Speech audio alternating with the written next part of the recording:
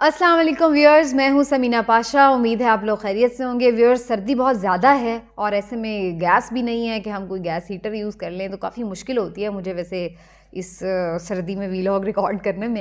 लेकिन उम्मीद है कि आप लोग नज़रअंदाज करेंगे। सबसे पहले आपसे रिक्वेस्ट है कि चैनल को कर लें सब्सक्राइब और वीडियो को लाइक और शेयर भी किया करें। इस वीडियो में आपको बहुत सी इंपॉर्टेंट और अहम बातें भी बताऊँगी और साथ में कुछ अहम कॉमेंट भी हैं मेरे, वो भी आप ज़रूर सुनिएगा। पहली खबर तो ये है जनाब कि फाइनली जुज़ वक्ती पाकिस्तान मुस्लिम लीग नून की जो लीडर हैं मरीम नवाज़ साहिबा, वो तशरीफ़ ला रही हैं वापस। जनवरी ही के जो है वो 3rd वीक में बताया जा रहा है कि वो वापस आ रही हैं वतन पाकिस्तान के दौरे पर। तो वहाँ पर अब उन्होंने जो लंदन में टाइम गुजारा है उसमें जो उनके ज़रूरी काम थे उन्होंने निपटा लिए हैं और फाइनली अब वो वापस इस सरज़मीन पर कदम रंजा फरमा के इस पाक सरज़मीन को बड़ी, जिसको कहते हैं ना, बरकत बख्शने वाली हैं। मैं इसलिए ये सब बातें कर रही हूँ क्योंकि अब उनको बड़ा ओहदा मिल गया। आपको मालूम है PMLN की जानिब से जनाब उनको चीफ़ ऑर्गेनाइज़र मुंतखब कर लिया गया, अपॉइंट कर दिया गया, बल्कि मुंतखब नहीं, अपॉइंट कर दिया गया, उनका तकर्रुर हो गया। सीनियर नायब सदर वो पहले से ही थी। अच्छा जी, इस ओहदे के हवाले से बड़ी बातचीत हो रही थी कि जी मरीम साहिबा को क्या ये ओहदा मिलना चाहिए था या नहीं, और अगर मिला है तो उसके क्या फ़ायदे या नुकसानात हैं। भाई पहले तो इस पर जो कमेंट आता है वो ये बनता है सीधा सीधा सा कि ये है मौरूसियत की बदतरीन मिसाल। क्या आपने किसी सियासी जमात को एक फैमिली लिमिटेड कंपनी बना दिया कि कोई आपका ज़ाती कारोबार है कि जो आपने सिर्फ अपने ही बीवी बच्चों के नाम आगे कर दिया, या कोई जायदाद है आपकी कि जिसको आपने आगे अपने बीवी के नाम या बेटे के नाम या बच्चे के नाम लगा दिया है, और ये जो सिलसिला है आगे नस्ल दर नस्ल चलने वाला है। अब बादशाह हैं भाई कोई इस मुल्क के या इस पार्टी के कि जिसने आगे अपनी वली अहद जो है वो नामजद कर दी हैं। तो ये क्या मतलब, आप बात जमहूरियत जमहूरियत और वोट को इज़्ज़त दो तो ये करते हैं, और अमल आपका ये है कि अपनी फैमिली के अलावा आप किसी को ट्रस्ट नहीं कर सकते। कोई ओहदा देना हो तो उसके नाम के साथ जब तक शरीफ ना लिखा हो तो आपकी जान निकल रही होती है कि किसी और को हम अपॉइंट भी कैसे करें और उम्मीदवार भी कैसे बनाएं। ये है इनके हालात। अब आप देख लें कि वो पहले वज़ीर आज़म शहबाज शरीफ साहब बने हुए हैं तो हमज़ा शहबाज को वज़ीर आला के लिए नामज़द कर रहे हैं, और उसके ऊपर भी मज़े की बात यह है कि अब ख़ुद उनकी अपनी इत्तेहादी पीपल्स पार्टी की जानिब से भी तहफ़्फ़ुज़ात का इज़हार कर दिया गया। ये दूसरी खबर है, साथ में ले लें कि बैरिस्टर जो उनके हैं हसन मुर्तज़ा, उनकी जानिब से बाकायदा इस बात के ऊपर ऑब्जेक्शन की गई है कि भाई आपका हक़ है, आप बड़ी पार्टी हैं, आप बनाएं वज़ीर आला, लेकिन हमज़ा शहबाज को ना बनाएं, खुदा का नाम है। कोई शरीफ फैमिली से अलग भी बंदा निकाल के ढूंढ लिया करें कभी।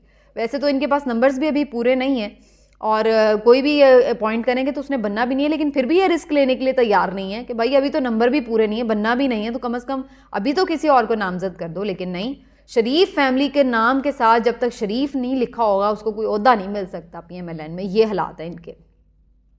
और अब ये नायब सदर तो शाहिद खान अब्बासी भी हैं, सरताज अजीज़ साहब भी हैं, एक और साहब भी हैं, और उसके साथ साथ मरीम नवाज़ साहिबा भी थी। लेकिन अब एक नया पार्टी ओहदा क्रिएट कर लिया गया है चीफ़ ऑर्गेनाइज़र के नाम से, ताकि मरीम नवाज़ साहिबा को जो पार्टी का कंट्रोल है बाकायदा तौर पर उनके हाथ में दे दिया जाए। तो इससे हुआ क्या है? इससे हुआ ये है कि शहबाज शरीफ साहब की हो गई है छुट्टी और उन्हें पता लग गया कि अब उनका कोई फ्यूचर नहीं है।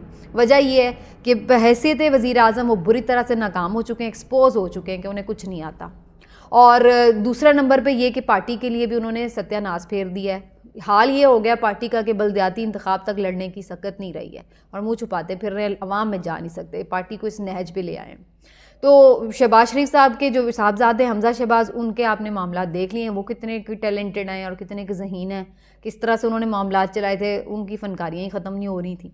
तो अल्टीमेटली जो नज़र आ रहा था वो यही था कि जो पार्टी है वो आएगी मरीम नवाज़ के हाथ में, और अब उसके लिए बाकायदा इसको अनाउंसमेंट ही समझ लीजिए, क्योंकि शहबाज शरीफ साहब बिल्कुल वैसे ही सदर हैं जैसे सदर पाकिस्तान हुआ करते हैं, बेख्तियार से, जिसके पास कोई किरदार नहीं होता, बस सिंबॉलिक ओहदा होता है। तो वही हाल होगा शहबाज शरीफ साहब का, सिंबॉलिक ओहदा होगा, बाकी इख्तियार कोई नहीं। सारे जो पहले भी खैर मामलात मरीम, वैसे जो लोग हैरान हुए, मुझे तो कोई खासी हैरानी नहीं हुई कि अब उन्होंने सिर्फ उसको अनाउंस कर दिया है एक तरह से। अदरवाइज़ देखा जाए तो पहले भी सारे मामला तो मरीम नवाज़ ही चला रही थी, चाहे वो पार्टी के मामला हों, चाहे वो मुल्क के मामला हों। डिफेक्टो वज़ीर आज़म भी वही थी, वज़ीर आला भी वही थी, और पार्टी के भी मामला वही देख रही थी। सारे वज़ीरों को, मुशीरों को इंस्ट्रक्शंस भी वही देती फिर रही थी। तो अल्टीमेटली तो वो वही चला रही थी। अब ये कि उन्होंने ज़रा बाकायदा अनाउंस कर दिया। तो जी मुस्तकबिल की जो फ्यूचर पॉलिटिक्स है PMLN की, उसमें ये तो पता चल गया कि शहबाज शरीफ साहब बिल्कुल माइनस हैं, अगर कुछ थोड़ा बहुत किरदार हुआ भी तो पंजाब में उनको आगे कुछ दे दिया जाएगा, लेकिन जो मेन पॉलिटिक्स है वो अब मरीम नवाज़ साहिबा करेंगी। मरीम नवाज़ साहिबा के हवाले से 2-3 बातें मैं ज़रूर आपके साथ शेयर करती चलूँ कि मरीम नवाज़ साहिबा की सिर्फ अपॉइंटमेंट पे ये एतराज़ नहीं है कि उनके नाम के साथ शरीफ है जी इसलिए लग गया, ये भी एतराज़ है कि भाई फिर अगला बंदा चले शरीफ भी होती, शरीफ फैमिली से ही हैं, ठीक है मान लिया, लेकिन कम से कम उनका कोई कंट्रीब्यूशन तो होता, कोई उनकी लर्निंग तो होती, कोई तजर्बा तो होता, कोई विजन तो होता, कोई मेहनत तो होती, कोई पार्टी के लिए कुर्बानी तो होती। भाई उनकी क्या क्वालिफ़िकेशन है, उन्होंने क्या किया पार्टी के लिए? ये जिन्होंने जूतियाँ चटखाई हैं, जिन्होंने जेलें भुगती हैं, जिन्होंने बाल सफ़ेद किए हैं पार्टी के लिए, ये ख्वाजा साद रफ़ीक जो स्टूडेंट लीडर से सियासत में हैं, जो शाहिद खान अब्बासी हैं, कितना उनका तजर्बा है, ये सारों को आप हटा के और एक तरफ उठा के रख दिया और आपने सिर्फ उस बंदी को उठा के रख दिया जो कि कभी एक ड्राइंग रूम पॉलिटिक्स से जो बाहर ही नहीं निकली है। वो मतलब हमजा शहबाज को अगर आप कहें ना तंजीम साजी का, तो फिर भी बंदा कहे यार वो बंदा वर्कर लेवल तक मिलता है, ग्रास रूट लेवल पे भी उसकी पेनिट्रेशन है, उसको बंदे बंदे का अपनी पार्टी का पता है कि कौन है, क्या है, वर्कर है, उसकी क्या कैपेसिटी है, उसके क्या उसको टास्क दिए जा सकते हैं। मरीम नवाज़ साहिबा को क्या पता, वो कभी किसी से मिली हैं? वो तो शहजादियों महारानियों की तरह पली बढ़ी हैं, उन्हें क्या पता कि कौन सा वर्कर है पार्टी का, वो उसकी क्या कुर्बानियाँ हैं, उसको क्या टास्क दिया जाए, वो क्या तंजीम साजी करेंगी, क्या वो लोगों से उनका इंटरेक्शन रहा है। तो सिर्फ इसलिए कि वो कायद की बेटी हैं तो लिहाजा जी कायद की बेटी भी कायद ही होती है, लिहाजा डॉक्टर की बेटी डॉक्टर है तो कायद की बेटी कायद है, लिहाजा उसको बना दो। तो ये है उनकी क्वालिफ़िकेशन। बाकी आप उनकी देख लें पॉलिटिक्स जो उन्होंने की है, उनकी जितनी उन्होंने इंतखाबी मुहिमें चलाई सब में PMLN का कबाड़ा किया उन्होंने। कौन सी इंतखाबी मुहिम चलाई? कश्मीर के इंतखाब क्या जीती PMLN? सबसे आखिरी नंबर पर थी। फिर आप देख लें ज़िमनी इंतखाब जीती PMLN, सारी सीटें हरा के, पंजाब में सीटें हार के बैठ गई। ज़िमनी इलेक्शन क्या, उसमें ज़िमनी इलेक्शन में तो खैर उन्होंने आने की भी तरद्दुद ही नहीं किया, लेकिन उसके अलावा भी गिलगित बल्तिस्तान वहाँ पे क्या PMLN को जितवा दिया उन्होंने, सत्यानाश करवा दिया। तो जितनी उन्होंने कैंपेन्स चलाई हैं सारे में तो वो फ्लॉप हुई है। तो उनकी अचीवमेंट में क्या है? अचीवमेंट में मैं आपको बता देती हूँ उनके क्या है।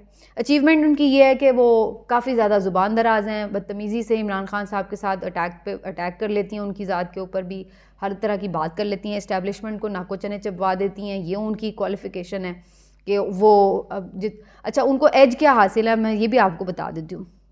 एज उनको नंबर 1 ये हासिल है कि वो खातून है, लिहाजा वो किसी के ऊपर जितनी मर्जी चढ़ाई कर देती हैं, जैसे ही कोई अगला बंदा जवाब देता है उन्होंने, यानी अगर 100% चढ़ाई की, अगले बंदे ने अगर 2% भी चढ़ाई की है तो वो साथ ही औरत कार्ड निकाल लेती है। हाँ खातून क्यों, ये कह दिया वो कह दिया, और फिर पूरा मीडिया एक मातम करता नज़र आ रहा होता है कि जी मरीम नवाज़ साहिबा की शान में गुस्ताखी हो गई, वो खातून वाहिद दुनिया की खातून है, बाकी तो किसी खातून की कोई इज़्ज़त ही नहीं है, बस उन्हीं की तो इज़्ज़त है।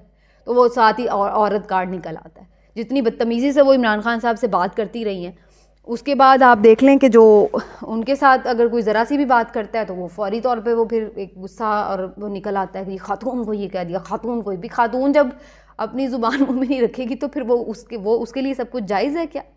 तो एक तो उनको ये एडवांटेज हासिल है, लेकिन 2-3 खैर पॉजिटिव चीज़ें भी हैं जो मैं समझती हूँ कि PMLN को अगर पॉलिटिक्स के अपने हिसाब से देखा जाए तो वो उनके लिए फ़ायदेमंद हो सकती है। नंबर 1 ये कि क्राउड पुलर, बहरहाल अब अगर PMLN में कोई फेस रह गया तो मरीम का ये है कि जिनको सुनने के लिए कोई 4 लोग आ जाएंगे, वरना तो हमजा शहबाज को सुनने कौन आएगा, या शहबाज शरीफ को सुनने कौन आएगा, इवन नवाज़ शरीफ को भी अब सुनने कौन आएगा।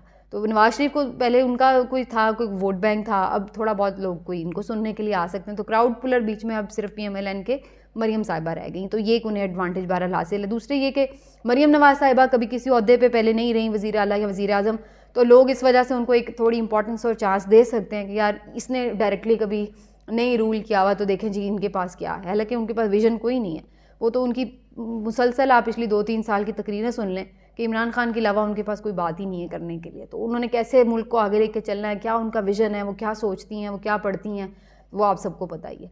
तो ये है सूरत हाल। हाँ ऑडियो वीडियो की एक अच्छी खासी कलेक्शन है उनके पास, उसके बलबूते पर वो काफ़ी कुछ कर लेती हैं, तो ये एक ज़बरदस्त अचीवमेंट है उनकी। तो बहरहाल जी मुबारक हो PMLN को, उनकी नई लीडर, और उनको होपफुली नया जो शरीफ फैमिली का फ़र्द है जिसकी ग़ुलामी में अब उनको पूरी पार्टी को दे दिया गया, तो वो उसको मेरा ख्याल है मिन्नो कबूल कर लेंगे। अब आ जाते हैं ज़रा जी कि ये जो PDM की हुकूमत है ये क्या करती फिर रही है। आप लोगों को मालूम ही है कि जनाब महंगाई तो अपने उरूज पे है ही, और साथ ही ये भी तय हो गया है कि जनाब आपके जो मामलात हैं इनसे संभाले कोई नहीं जा रहे, IMF के पास जाते हैं तो भी मसला है, नहीं जाते तो फिर भी मसला है, महंगाई दोनों सूरतों में होगी, साथ में जूते भी पड़ेंगे आवाम से और इलेक्शन में भी जाना पड़ेगा, तो करना क्या है। तो अब इन्होंने बड़े अच्छे अच्छे आपको हल देने शुरू कर दिए हैं। वो हल आपको यकीनन पसंद भी आएंगे और आपकी ज़िंदगी को बड़ा आसान भी बना देंगे। मसलन आपके लिए हल ये है कि जनाब अगर आपके पास दालें ख़रीदने के पैसे नहीं हैं तो आप चिकन खा लें, और अगर आप चिकन खाने लगते हैं और वो महंगा हो जाता है तो वो कहते हैं कि जी इसकी फ़ीड अच्छी नहीं है, तो लिहाजा अब आप चिकन खाना छोड़ दें क्योंकि इसकी फ़ीड अच्छी नहीं है। तो चलें जी आप चिकन भी खाना छोड़ दें। अच्छा जी आप गाड़ी चलाना छोड़ दें, पेट्रोल डालेंगे, पेट्रोल बहुत महंगा है, तो आप यूँ करें साइकिल चलाना शुरू कर दें, क्योंकि साइकिल चलाने से आपकी सेहत भी अच्छी रहेगी। तो आप फिर गाड़ी भी चलाना छोड़ दें और साइकिल पे आ जाएं। अच्छा फिर अगर आप कहेंगे कि यार थकन हो रही है चाय पी लें, तो कहेंगे जी चाय पीना छोड़ दें, ये आपकी सेहत के लिए अच्छी नहीं है, क्योंकि इससे आपको जो है ना वो निकोटीन मिलती है और ये वो, और आपकी सेहत के लिए अच्छी नहीं है, तो चाय भी पीना छोड़ दें। तो फिर आप चाय भी पीना छोड़ दें। फिर ये आपको कहेंगे कि आप कहेंगे यार दवाइयाँ बड़ी महंगी होगी, तो वो कहेंगे ओहो दवाइयाँ तो आपकी सेहत के लिए अच्छी नहीं है, महंगी भी बड़ी होगी। आप यूँ करें कि आप बीमारी होना छोड़ दें, आप वो काम ही ना करें जिससे आप बीमार हो। आपने सुना होगा परहेज़ इलाज से बेहतर है, तो आप परहेज़ करना शुरू कर दें, ना आप बीमार हो ना आपको महंगी दवाइयाँ ख़रीदनी पड़े, तो ये बड़ा अच्छा हल है। फिर आप कहेंगे कि यार बिजली नहीं आ रही, तो वो कहेंगे यार आप डे लाइट में काम करें, आपको रात में बिजली जलाने की ज़रूरत क्या है, एक दिया जलाएं, घर में बैठ के काम कर लें, कारोबार अपना मगरिब के टाइम बंद कर लें। वैसे भी देखें ना, ये तो एक इस्लामिक कल्चर भी है और एक सारा हमारी जो सोसाइटी है उसमें भी बड़ा हमें सूट करेगा। तो आप आराम से यूँ करें कि जी बिजली को भी बिजली जलाना भी छोड़ दें, आप सिर्फ जो है ना बैठ के घर में बैठें और एक दिया जला के बैठ जाएं, इससे बिजली की भी बचत हो जाएगी और आपको बिजली का बिल भी नहीं आएगा। कितनी ज़बरदस्त आपको आइडियाज़ दे रहे हैं वो। तो आपको ऐसे ये जो बड़े छूते किस्म के आइडियाज़ हैं ना वो मिलना जब शुरू हो जाएं, तो आप समझ जाएं कि आपकी हुकूमत के पास किसी चीज़ का कोई हल नहीं है, और अल्टीमेटली आपको कह देंगे कि आप इस फ़िज़ा में देखें सांस ले रहे हैं कितनी गंदी हो गई है, इसका एयर क्वालिटी इंडेक्स तो बहुत ख़राब है, लिहाजा आप सांस लेना भी छोड़ें आप ये सांस लेना ही छोड़ दें, ये हवाई साफ़ नहीं है। तो ये आपको इस किस्म के मशवरे देंगे, लेकिन ये मशवरे इनके अपने लिए नहीं होते। ताजिर बरादरी आज रो रही, वो कह रहे हैं कि यार हमें आप हमसे कुर्बानियाँ मांग रहे हैं, और अपना आपका हाल ये है। एक चीज़ होती है ना कि आप फ्रंट से लीड करते हैं, कि आप दूसरे को नसीहत करते तब अच्छा लगता है कि जी पहले आप खुद कुछ उस पर एक्ट तो कर रहे हो, कि भाई आप कह रहे हो कि यार देखो हम 80 मिनिस्टर्स थे, हमने उठा के 20 मिनिस्टर्स कर दिए हैं, क्योंकि हमें पता है मुल्क के हालात अफोर्ड नहीं कर सकते। इनकी गैस फ्री है, इनके बिल फ्री हैं, इनके बिजली के बिल फ्री हैं, इनका पेट्रोल फ्री है, इनको फ़ोन के बिल्स फ्री हैं, इनके इंटरनेट फ्री हैं, इनके आने जाने के ख़र्चे फ्री हैं, इनके इलाज मुआवजे फ्री हैं, इनकी तालीम फ्री है। तो इनके लिए तो सब कुछ फ्री है, तो उनको क्या फ़र्क पड़ता है कि क्या हो रहा है। लेकिन वो अपनी ये फ्री की जो बदमाशियाँ हैं ना ये छोड़ेंगे नहीं, वो अपनी मुराद पूरी लेंगे। लेकिन आपको ऐसे सुहाने मशवरे देंगे कि आपको पढ़ाई कराने की भी ज़रूरत नहीं है, पढ़ाना क्यों है बच्चों को, ऐसे ही पढ़ लिख के बच्चे ख़राब ही हो रहे हैं आजकल, घर में बिठाएं इनको। तो आपके लिए ये इस किस्म के मशवरे देंगे कि मुर्गी ना खाएं, इसकी फ़ीड अच्छी नहीं है। लेकिन अपने लिए, अपने अल्ले तल्लों के लिए उनके पास पूरे के पूरे पैसे भी हैं, पूरे के पूरे उनके पास वजूहात भी हैं, उस तरफ नहीं आएंगे। और IMF भी जो है वो भी जितनी शर्तें लगाता है वो पेट्रोल की और गैस की, और वो जो आम बंदे को हलाल करें वही शर्तें लगाता है। वो भी ये नहीं कहता कि यार अपनी ये फ़ौज ज़फ़रे मौज कम करो, ये अपने अल्ले तल्ले कम। कौन से मुल्क में होता है भाई फ्री सब यूज़ करते हो, किसी मुल्क में नहीं होता। जो बड़े अमीर मुल्क भी हैं ना उसमें भी जो वज़रा हैं सब कुछ है, वो अपने बिल विल सब खुद भरते हैं, अपना ख़र्चा खुद उठाते हैं, वो कौम के टैक्सों के पैसों पे नहीं पल रहे होते। और ये अच्छे होते सोते इन लोगों का ये हाल है कि ये कौम के टैक्सों के पैसों पे पल रहे होते हैं और कौम को कुर्बानियों के मशवरे दे रहे होते हैं कि जी आप कुर्बान हो जाएं, हमसे ना कोई कुर्बानी मांगे, हम तो यहाँ पे हुक्मरानी करने, अयाशियाँ करने आए हैं, क्योंकि हम तो कोई आसमान से उतरी हुई अलग ही मखलूक हैं, और ये तो कीड़े मकोड़े हैं, और ये तो पैदा ही इसलिए हुए हैं कि हमारी खिदमत करें, ताकि हम लोग जो हैं आराम से अयाशी करें और हुक्मरानी करें इनके ऊपर। तो ये इनकी सूरत हाल है। और अब अल्टीमेटली ताजरों ने ऐलान जो किया है उससे मुझे ये नज़र आ रहा है कि अगर हुकूमत ये इस पर इम्प्लीमेंट नहीं करवा पाती तो आप देख लें कि इस हुकूमत की रेट क्या है, और अगर इस पर इम्प्लीमेंट करवाती है, वो ज़बरदस्ती करती है, तो वो ताजिर फिर सड़कों पर होंगे। तो वो पहले ही जो हालात ख़राब है मुल्क के, मईशत चल नहीं रही, उसमें और अगर सब कुछ बंद हो गया, हड़तालें शुरू हो गई, कुछ हो गया, तो लेने के और देने पड़ जाएंगे।